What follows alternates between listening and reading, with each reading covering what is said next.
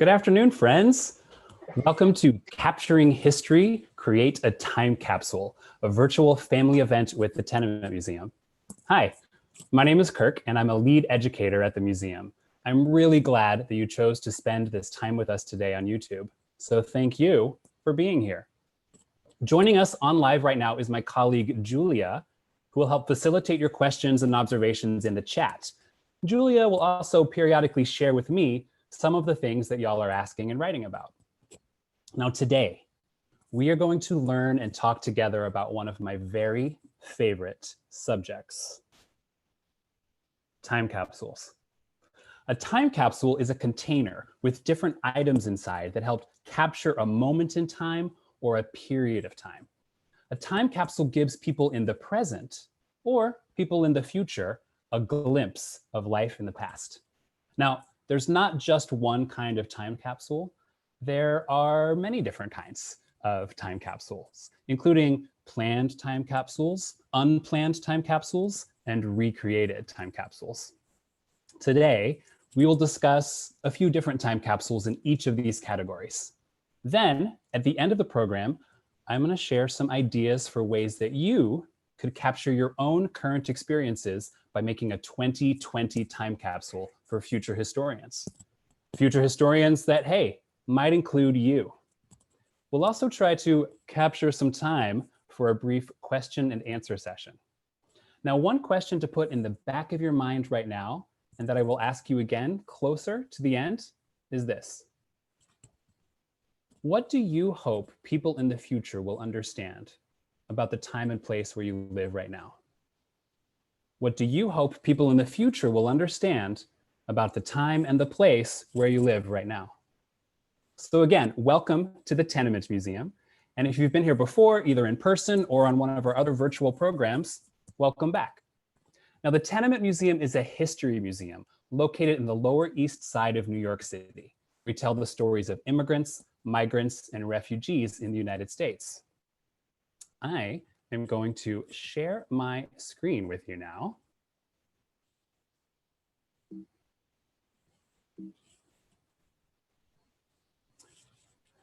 The Tenement Museum, you can see right here. This is 97 Orchard Street. So the 5-story red brick building in this picture on the right is 97 Orchard Street. This is one of our museum buildings, and this is where the Tenement Museum began telling stories more than 30 years ago. But the building itself is even older than that. It is over 150 years old. So here is an image showing a timeline of this building's history. 97 Orchard Street, as you can see, was built in the year 1863. And between 1863 and the year 1935, lots and lots of people called this building home. In those 72 years that 97 Orchard Street was a residence, if we were to try to add up all of those people who moved in, moved out, moved in, moved out, we estimate that over time, about 7,000 people total called 97 Orchard Street home. Now, almost all of those people were immigrants or the children of immigrants, which makes sense because the neighborhood where 97 Orchard Street is, the Lower East Side, has a long history of being an area where many immigrant and migrant families made their first homes in New York City. So tenements like 97 Orchard Street, the brick building that's on the screen again, are very special buildings to us at the Tenement Museum. And these are tenements like this are some of the oldest multifamily buildings in New York. Now, the word tenement is basically an old word for apartment building. And here at 97 Orchard Street, up to 22 families could have lived in this building at one time, each family renting, being tenants of their own tenement apartment. Now, there are 5 floors in this building, and there are 4 apartments on each floor, and no elevator, by the way. Plus, there's a basement level, and the basement level has shops in the front and 2 small apartments in the back. Now, nobody has lived in this building for 85 years, but many people visit it now that it is part of the Tenement Museum. And guess what? 97 Orchard Street is the first time capsule we're going to talk about today. You could say that this building is an example of an unplanned time capsule. The landlords and landladies never intended it to be a time capsule. It became one. And in 1988, when the founders of our museum, Ruth and Anita, discovered 97 Orchard Street, it was an empty building.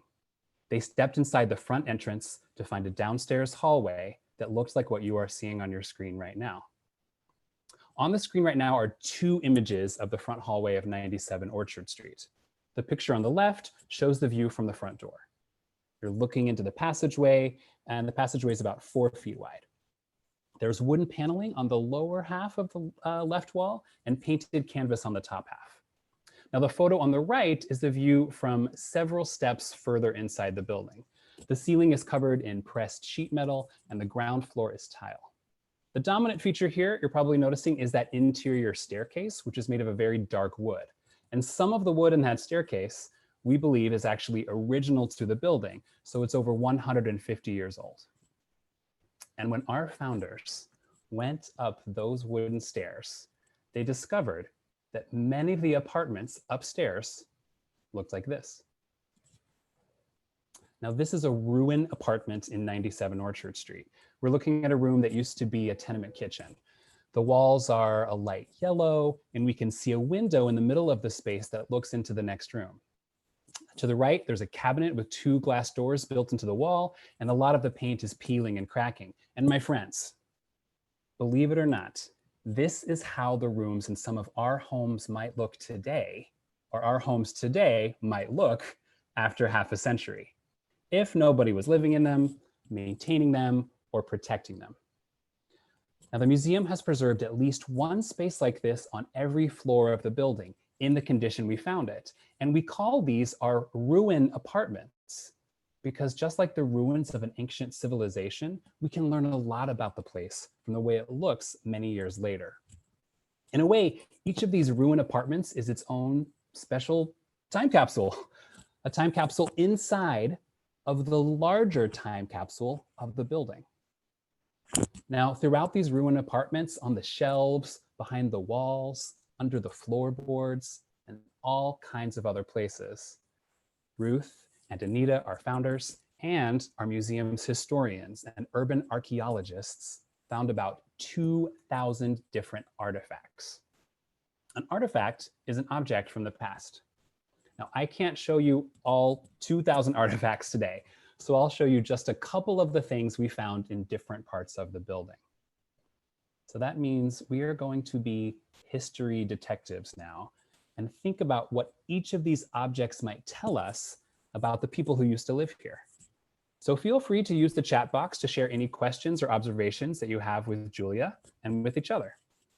And here is our first photo of an artifact. Or I should probably say artifacts, since there are 4 identical objects in this picture. Now, these objects are made of metal, and they are, in reality, I know it's enlarged right now, but they are small enough that you could hold all of them in your hand. Some of you might recognize these as pieces of a game called jacks. Now, these jacks had fallen through the floorboards of an apartment on the 5th floor, and our preservationists found them inside the ceiling of the apartment below it on the 4th floor. So someone may have lost them in the middle of a game, or maybe they were trying to hide them, or maybe they were swept under the floorboards accidentally with a broom. You know, it's hard to say. But jacks was a very popular game for a very long time. And it's an activity that you can take with you. It's an activity you can play lots of places, including inside on the floor. And we can imagine, can't we, what it's like to play inside. Maybe you have games that you like to play inside too. Oh, and I see some folks have commented they look like nails. They do kind of look like nails, absolutely. And they have a cross-like feature to them. So those are some excellent historical observations. My history detectives, great guesses there. Let's go to our next artifact.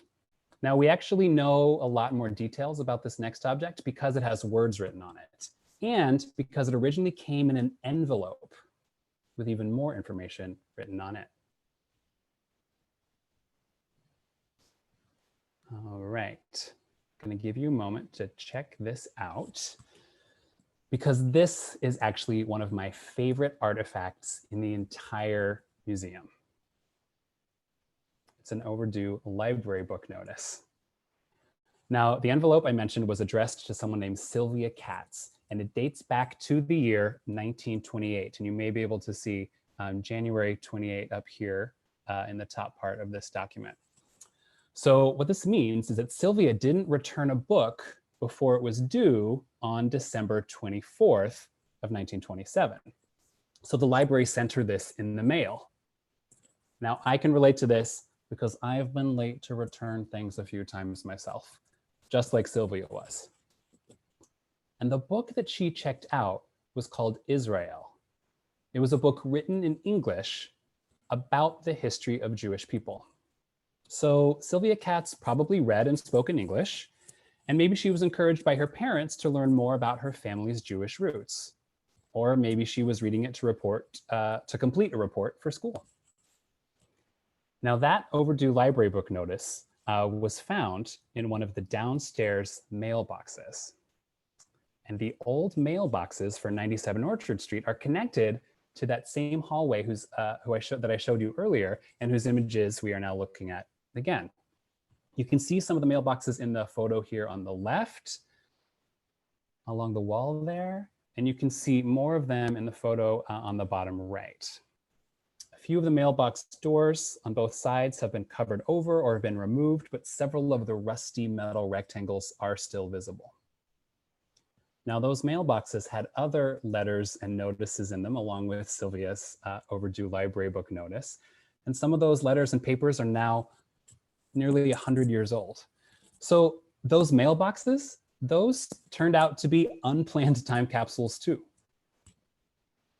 Now, most of the artifacts that we found in this building come from sometime in between the years 1863 and 1935, right? Remember those years are when the building was a residence, and nobody has lived at 97 Orchard Street since 1935. Why? Well, in 1935, the people who lived here had to move out because the building wasn't up to the new fire code in New York City. And one of the families who had to move out in 1935, meaning they were one of the very last families to live here, was the Baldizi family. And here we see the mom and dad of the Baldizi family. That's Adolfo on the left and Rosaria on the right. Adolfo is holding a newspaper and he's wearing a military uniform. Rosaria is wearing a hat with a long side veil, and she is holding a bouquet of colorful flowers. They were both immigrants from Palermo, which is a city in Sicily. And Sicily is a big island in the Mediterranean and is part of the country of Italy. Adolfo and Rosaria moved to New York from Sicily in the 1920s. And these are their children, Josephine and Johnny. Josephine and Johnny were both born here in New York. And here we see two photos of them. In these photos, Josephine is about 9 years old and Johnny is about 7. Now in the photo on the left, both of them are standing up and smiling. In the photo on the right, Josephine is sitting down and she and her brother have more serious expressions. Both of these photographs were taken on the roof of 97 Orchard Street, where the light was the brightest. Now the years when the Baldizzis lived at 97 Orchard Street, those were the early 1930s. And that is a period we now refer to as the Great Depression. If you have any associations or words, images, anything like that that comes to mind when you hear 1930s or the Great Depression, you can share those with Julia in the chat. Now, as you might know, the Great Depression was a very hard time. It was a hard time for a lot of people. And many, many families struggled to find jobs or to make enough money.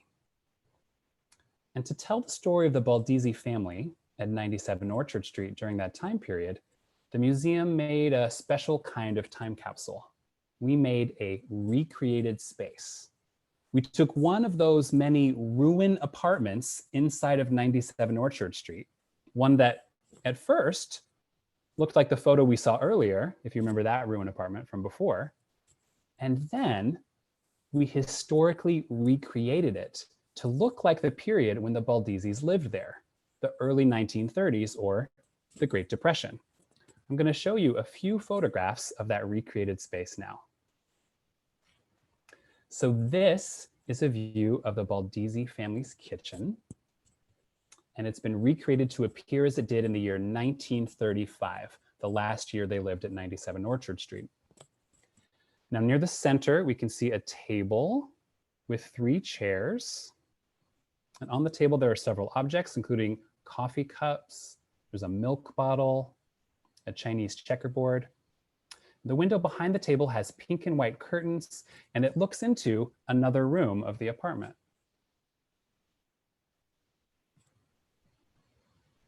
Here are 2 more views of the kitchen. We can see a few more details from these angles.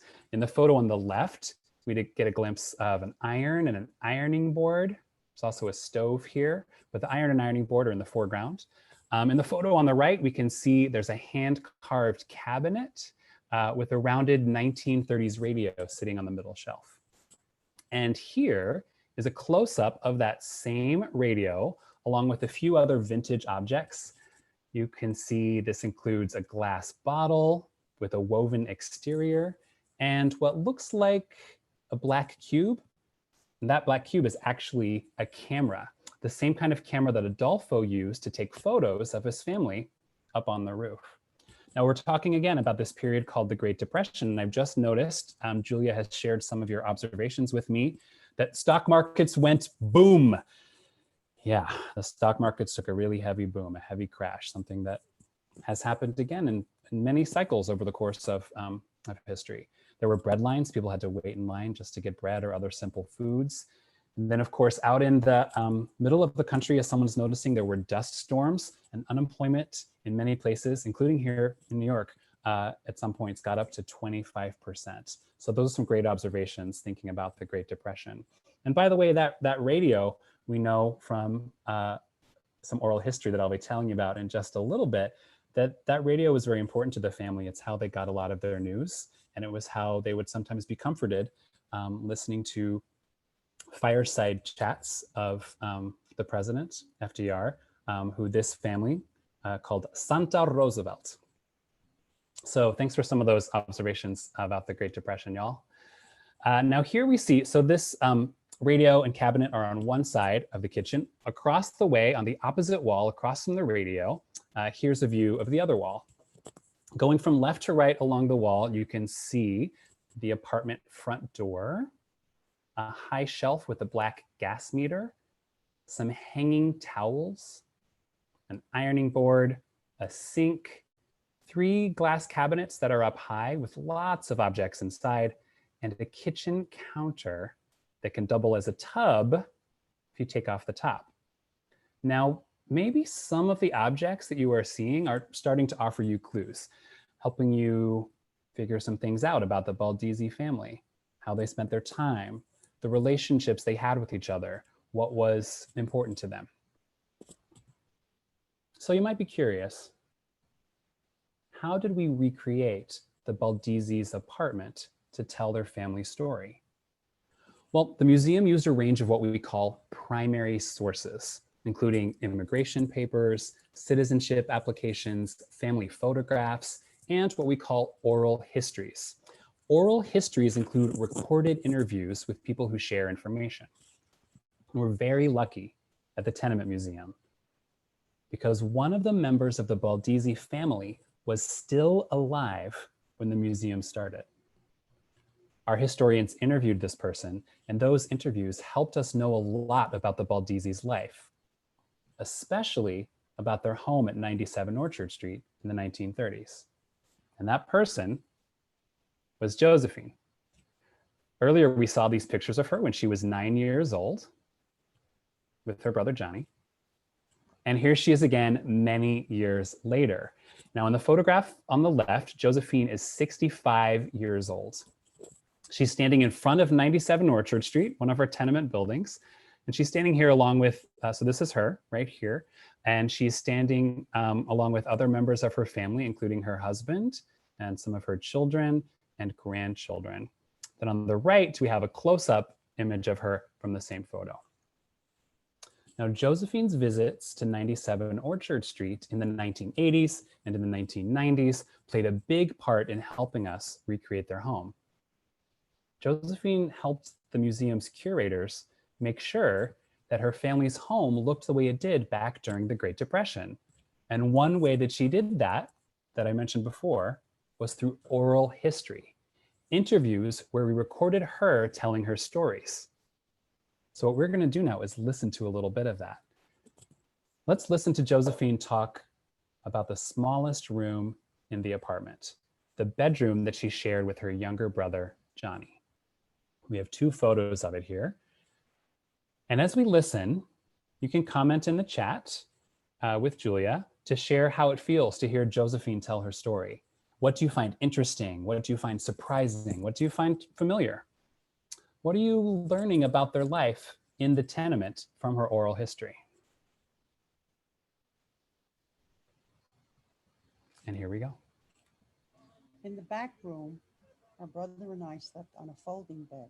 And every night my mother would open it up, or my father, and my brother would sleep at one end, I slept at another end. And every morning we'd have to fold it up, cover it very nicely, put it back against the wall. The other thing in that bedroom was a trunk that my brother and I enjoyed playing with.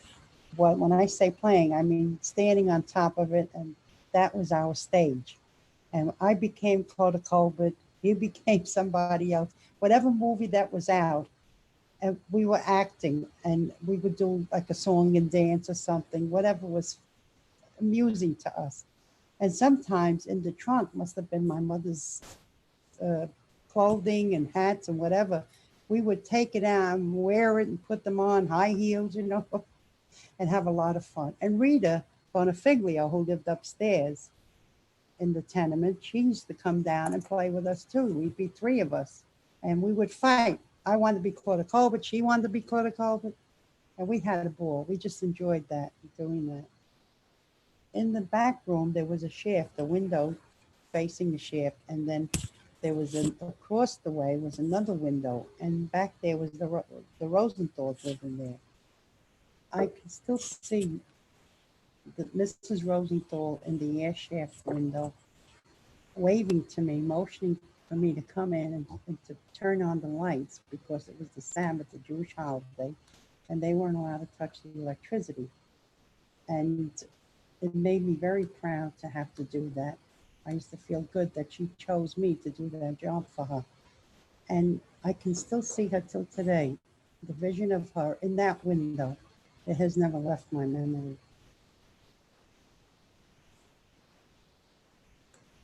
In the back room. All right, my friends. Well, I'd love to hear some of your thoughts from that. And I have to tell you, my friends, that I can no longer see my own video camera because I didn't want you to be distracted by me while we were listening to Josephine. And I don't seem to be able to bring it back, but that's okay. You can see the image as long as you can still hear me, right? All right. So one thing I always think is fascinating is the description at the very end of her neighbor, Mrs. Rosenthal, in the window. So the Baldizzis were Italian and they were Catholic, and their neighbors, the Rosenthals, were Lithuanian and Jewish. But as Josephine's story shows, the 2 families were friends who helped each other out, and they formed community across different languages and across different cultures and religions. So Julia has shared with me some of what you've mentioned. Lords says minimalism.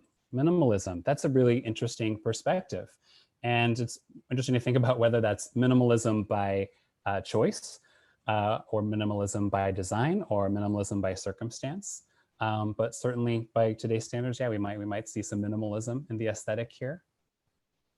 Esther mentions Josephine's voice and story bring life to the photos of the childhood home. Isn't it incredible how hearing a voice can do that, can bring a sense of life? Zoe said her life seems uneventful. Jiyoung says they had a folding bed and put it next to the wall, and at night put it down. And that's what this red object is that you see right over here. Someone said she enjoyed her time very much. Yeah, she said that. She said she enjoyed her time very much. Oscar says her life sounds a little hard, but it sounds fun with the acting and stuff. Yeah, And that was something I definitely liked to do when I was about her age. I would act out a movie or a TV show or a book or something else that I enjoyed. And I really enjoyed playing all the different parts. Absolutely. Jess shared that it's just like now, how neighbors help each other, and Reese agreed with that. Well, thank you all for those really great thoughts. I really appreciate it. And we're going to think just a little bit more now about oral histories, because they're really interesting and really important. And for me, even after 5 years of working at the Tenement Museum, I still love hearing Josephine's oral history. And if you have something to record with, that you can record voices with, maybe you'd want to interview somebody else, or even have somebody interview you to capture their stories and your stories. Because you know, an oral history is another kind of time capsule, one that uses the human voice. Now, speaking of voices and time capsules, maybe the most ambitious time capsule ever created is, some of you probably saw this picture earlier, Voyager 1. So Voyager 1 is a probe that's traveling away from planet Earth and through outer space. And it's been doing that for over 40 years. And on Voyager 1, there's a record, the Golden Record. And that includes many images and sounds from Earth, including songs and speeches. Pretty cool.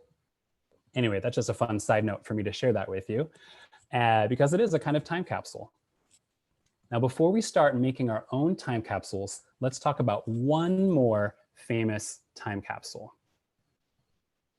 This is a picture of a 7-ton disc of granite in a place called Flushing Meadows, which is a park in New York City in the borough of Queens. Now, 50 feet below this disc, buried underground, is the Westinghouse Time Capsule.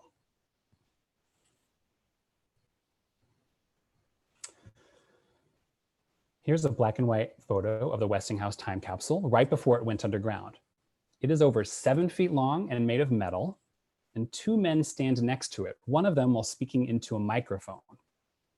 The Westinghouse Time Capsule is an example of a planned time capsule. So we talked earlier about unplanned and about recreated, and about oral histories being another kind of time capsule, but this is a planned time capsule. In fact, it is the earliest known object to be named a time capsule. The term time capsule didn't even exist in English before this. It was buried 82 years ago in the year 1938. And it is not supposed to be opened until the year 6939. Think about that for a moment. 6939. That means it's supposed to stay down there for 5,000 years. 5,000 years. As far as we know, this makes the Westinghouse Time Capsule the longest spanning planned time capsule on Earth. I'm not counting Voyager 1 on there because it's not on Earth. Now, the Westinghouse Time Capsule was buried there in Queens for a special event, the 1939 New York World's Fair. This is a vintage postcard of the World's Fair, featuring its 2 most famous buildings, the round perisphere and the tall Trilon. Now, a World's Fair, also sometimes called an international exposition, is an event held in a specific host city somewhere in the world, where many different countries and industries gather to share and display things like new inventions or art, food, music, or dance from different cultures. In some ways, with many countries coming together in one city, it's kind of like the Olympics. It's just not focused on sporting competitions. Often there's a big carnival as part of the fair, with rides and attractions, like we see in this image of the fair by night, with the fairgrounds brightly lit up. I really like this photo. In the past, a lot of World's Fairs were really, really big, and most World's Fair buildings were meant to be temporary, meaning they would be taken down after the fair was over. But there are a few very famous buildings still standing today that were originally built for World's Fairs, including the Eiffel Tower in Paris, France, the Space Needle in Seattle, Washington, and the Unisphere right here in New York, New York. New York City has actually hosted 3 World's Fairs, and the one that happened in the 1930s, when the Westinghouse Time Capsule was buried, and coincidentally, when the Baldizi family was still alive, was called the World of Tomorrow. It was named the World of Tomorrow because the design for that fair was inspired by people's ideas of what they thought the future might look like. Like we see in this vintage postcard image of the fair's Westinghouse building with its modern looking structures and its bright searchlights. The theme of the future explains why people had the idea to make the time capsule and bury it underneath the fairgrounds, so that in 5,000 years, people in the future could learn a little bit about America in the 1930s. Now, the Westinghouse Time Capsule is 7 feet, 6 inches long, and it weighs about 800 pounds. The outside is made of a metal called cupalloy, which is mostly copper, and inside it has hundreds of objects. This replica display case shows us some of the items that were put inside, including a light bulb, a hat, telephone receiver, toothbrush, money, and books. Now, since 1938, lots of other planned time capsules have been made all around the world. Maybe your school or another place you know has even made one. Most of these time capsules are nowhere near as big or as heavy as the Westinghouse capsule. They don't have nearly as many things inside, and they definitely aren't meant to last as long.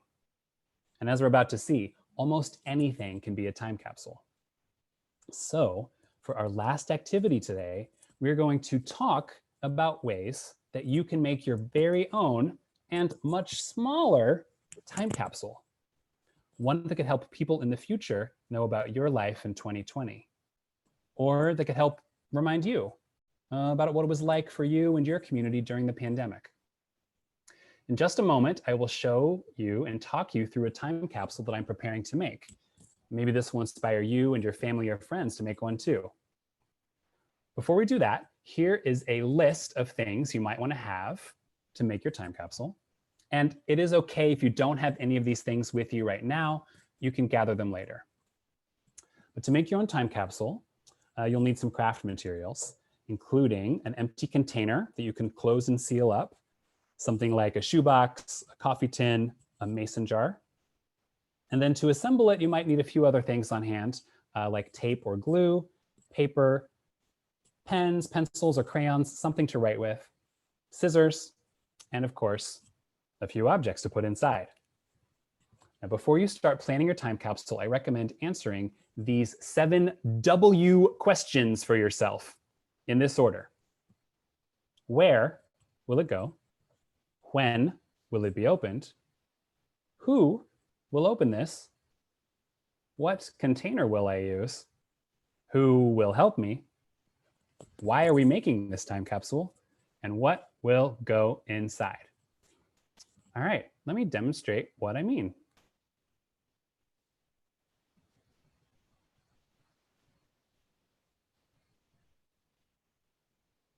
Hi friends, I hope you can see me again. I can finally see myself again there. All right, so, oh, I see maybe some new comments here in the messages. Oh, we can see you. Great, thanks Julia. Thanks everyone else. And I hope you could hear me okay while you were looking at some of those images earlier.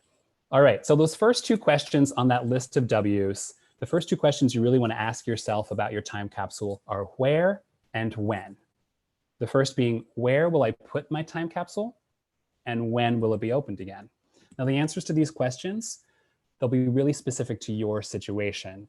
For the where, for me, well, I live in a New York City apartment and I don't have a yard at all, so I can't bury it, but that's okay.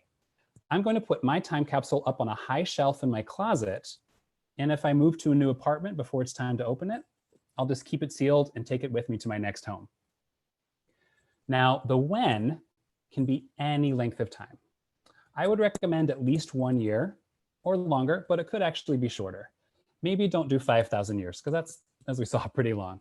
But pick an amount of time that seems right to you. Maybe you plan to open it on New Year's Day, or for a moment like someone's birthday or graduation, or starting a new grade in school.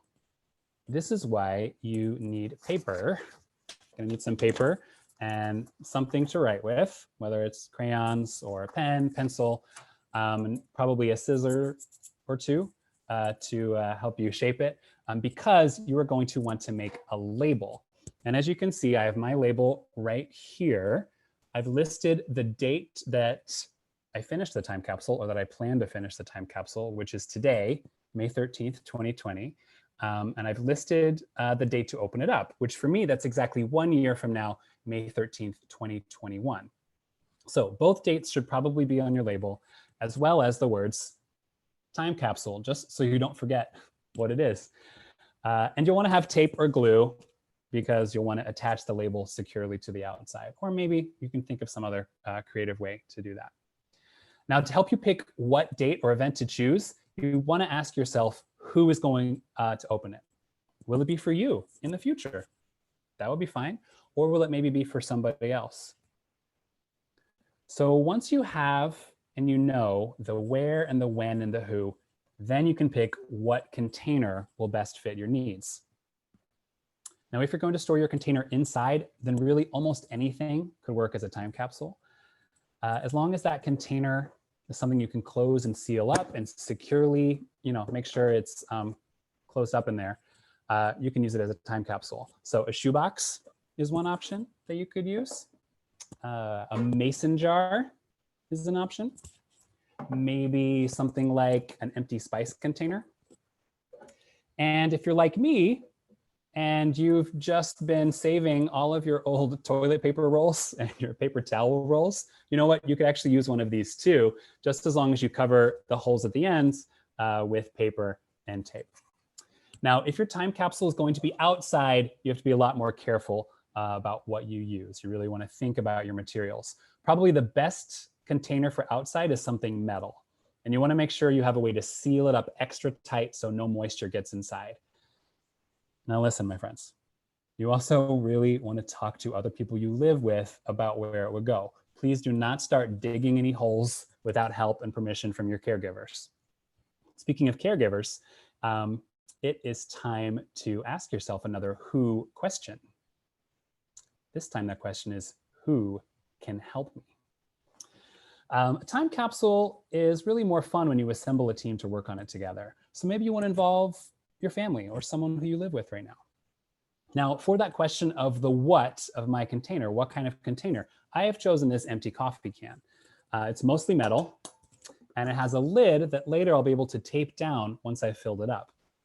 Now, this is where I plan to attach my label later, although I could also do it on the side with enough tape. And then I have washed and dried the inside, so there's not any bits of ground coffee still left in there. So maybe the most important question to ask yourself is why? Why am I making this time capsule? For me, my answer is, I want my time capsule to help me remember what my life in Brooklyn was like during the pandemic. Answering that why question is really important, because that will lead to the big final question, what? What will go inside? Now, as we've seen, there are many kinds of time capsules, and yours is a planned time capsule. And what goes inside of it is up to you and your team. And it's completely okay if it's just a few things. The one thing I recommend that you do put in your time capsule is that you write a letter or a note or something like that, either to yourself in the future or to someone else who you can imagine opening up the time capsule. So I've written myself a letter by hand to keep a record of my hopes and dreams, to remind me of what my daily experience was like in 2020, and I put a date on it.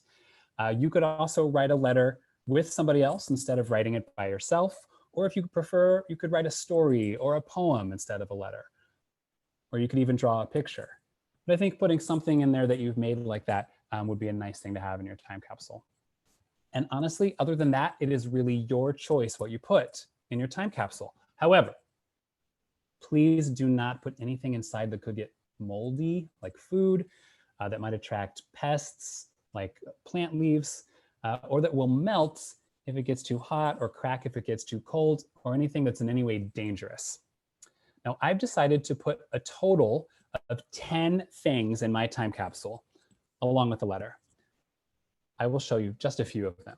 So one thing I decided to put in my time capsule is a bandana. This is the bandana that I wore over my nose and mouth before I got a proper mask. I'm also going to put in one of my cat Zelda's cat toys shaped like a tiger. It's an old catnip tiger. She's not interested anymore, and don't worry, she has lots of other toys. But I've spent a lot of time with my cat Zelda during the pandemic, so this will help remind me of that. And if you subscribe to any periodicals, maybe you want to put a newspaper or a magazine article in, I'm going to put in a newspaper article about the pandemic. It was one that was actually written by my mom for her regional daily paper. So those are just 3 of my 10 objects. It could be more, but it could be less. Now, before I put all 10 inside, I'm going to lay them all on the table in front of me to look at them together and make sure it feels like the right combination of artifacts. Now, it is still the mid-afternoon here in New York, so I'm going to finish mine and put it up on my closet shelf later today. But to help you decide what to put in your capsule, this is where my question from the very beginning comes back.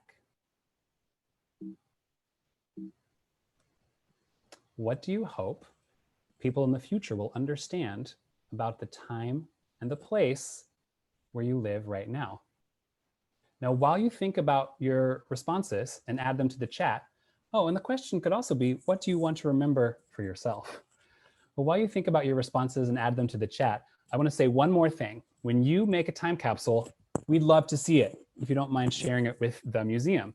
So take a picture and share it with us on Instagram at the Tenement Museum.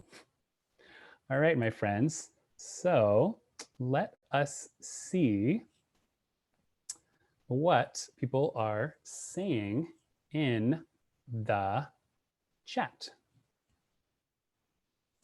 And maybe they're not saying anything, and that's okay. Or maybe I just can't see it right now, and that's okay too, if that's what's going on.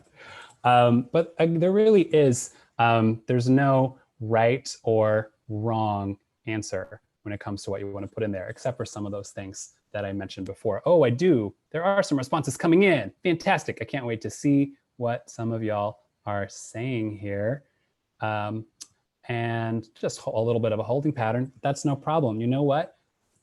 We can capture time for as long as we need to these days. Oh, someone else is going to put a cat toy in. Great. That's a great idea. If you have a pet, I think something that reminds you of your pet, as long as it's something your pet will not miss because it's sealed up in the time capsule, that's great.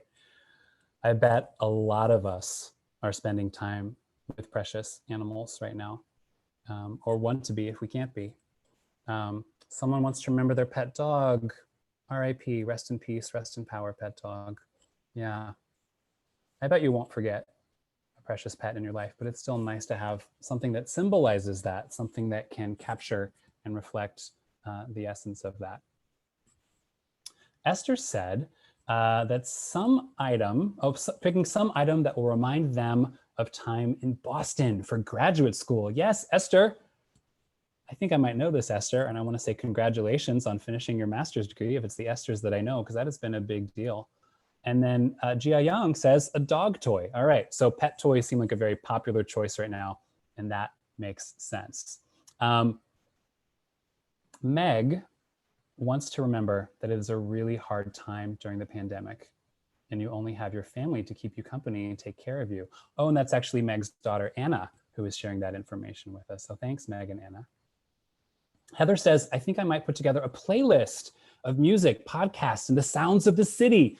Oh, that's a cool idea. That's almost like Voyager 1, the golden record with all of those files on it. All right, I think you all are starting to have some great ideas. It is one thing that's interesting about those sounds is I can remember when I was young, I used to be able to, I had a tape recorder and I could put things on a physical tape. And now in digital music, getting music into a time capsule might seem a little bit different, but the music, the things we listen to, the soundtrack of our lives, that's a big part of our daily experience right now. So I really appreciate all of these ideas, these things that you've been saying in here. So thanks, everybody. Now, my friends, we have covered a lot in today's program in just about 45 minutes. We have a little bit of time, and you probably have some questions and observations, either about the Tenement Museum or about the historic time capsules that we discussed earlier, or maybe some other subject. So yeah, maybe about the time capsules you're planning to make. So my friends, let's capture a little time right now for any questions or observations. Oh, let's see. What happened to the Tenement Museum after they moved out? So after everybody moved out in 1935, one part of the building stayed open. And you might remember at the very beginning, I mentioned there were shops downstairs. So even though 97 Orchard Street was not in compliance with the residential fire code, it was still okay to have businesses there as long as no one was living there. So downstairs in the basement, there were 2 shops. And by then, 2 of the ground floor apartments had been converted into shops, and they operated as well. So there were 4 stores downstairs, but the hallway, the stairwell, all those upstairs apartments were boarded up for 50 years and sat empty, turning into the ruin apartments like we saw before. And then, as I mentioned, in 1988, one of our founders, Anita Jacobson, was the first to step in and see that this was a wonderful time capsule of sorts, maybe not her words, my words, as a place to tell this really important American story, the story of immigrants and migrants and refugees making homes in neighborhoods all over the United States, including, of course, in the Lower East Side. Were the mailboxes there originally? No, great question. The mailboxes were not there back in 1863. Back in 1863 and through much of the 19th century, those years that begin with 18, if you got mail and you lived at 97 Orchard Street, it was all delivered to the business down in the basement, which back then was just one business. And for 30 years, it was a saloon. It was a restaurant run by a German family, the Schneiders. So Johann and Carolina Schneider would be your postmasters for the building until sometime around the turn of the century, when it starts to become those 1900 years, the 20th century, we do get the mailboxes installed for individual apartments. Jacob asked if there's a time capsule that is supposed to be later than the Westinghouse time capsule. Now, not that I know of, with the possible exception of, if you count the Voyager 1, that one that's in outer space, that does not have an opening date, it's just traveling out there as sort of this message. Carl Sagan called it a sort of a message in a bottle, a message of hope. But for any that are on Earth, I don't know of any that are supposed to be opened later than the Westinghouse time capsule, except there's another Westinghouse time capsule. There's the one from 1939, and then there's one from 1965, when another World's Fair was held in the same place. So there's 2 time capsules right next to each other, but the 1939 one is 25 years older, but they will be opened at the same time in 69, 39. Oh, I just realized Zoe had a message that this is helping them realize we've gone through this before. Zoe, that's a really great observation. We've been through a lot of hard times before as species, as communities, and I think that's a really lovely thing to keep in mind, a lovely thing to remember, and sometimes one of the ways that history can help us make sense of things. All right, looks like we got one more question here. Where did the adults sleep? We saw where the kids slept. So great question. That back room of the apartment, and every apartment in 97 Orchard Street, except for those 2 basement apartments, all of the upstairs apartments are about the same size. They're all about 350, 325 square feet, and they're separated into 3 rooms: a kitchen, a large room with windows called the parlor, and then the back room. And most families, the mom and dad actually slept in the back room. The Baldizzis are one of the only families we know of where the kids slept in the back room, and the parents, Adolfo and Rosaria, they turned the parlor, that front room with windows, they turned that into the bedroom, and that is where they slept. But most other families that we have researched or learned about, it seems to be that the parents slept in the back, and then the kids did not have their own bedrooms in most other families. The kids maybe slept in the parlor, and parlor is kind of an old word for living room. They slept in the parlor or living room when it was nighttime, or maybe they even slept in the kitchen sometimes. All right, my friends, these have been some great questions. I'm so glad with the way that you are engaging and thinking about these things, and certainly the Tenement Museum is around to keep answering those questions. At least we're around in this virtual format. But that's all the time we have for today. So I just want to say thank you for visiting us this afternoon. I really enjoyed getting to spend this time with you. And we hope you learned some things, and we hope you enjoyed learning with us. We also hope you will join us again next week for another virtual event, which next Wednesday will be Story Time with the Tenement Museum, Making Magic with Household Objects. So that will be Wednesday, May 20th at 3:30. And you will join the Tenement Museum for a storybook. Next week, we will read Julian is a Mermaid by Jessica Love. Find out how Julian and his abuela, a family in modern day Brooklyn, use imagination and ordinary household objects to transform Julian into a mermaid. Oh, that sounds cool. I got to read this. Then learn how kids of the past used household objects to make costumes and play make-believe in New York City tenements. Kind of similar to what we heard Josephine doing on the trunk with her brother Johnny and her friend Rita. And this book is good for ages 3 and up. So, you know, tell your younger siblings or other younger friends. All right. Thanks again, friends. You can visit our website to see other upcoming programs. We have all kinds of great virtual programs that are coming up for people of all ages. And you can also sign up for our newsletter. And remember, please share those photos of your time capsules. All right. Take care, everyone. We hope to see you next week. Bye-bye.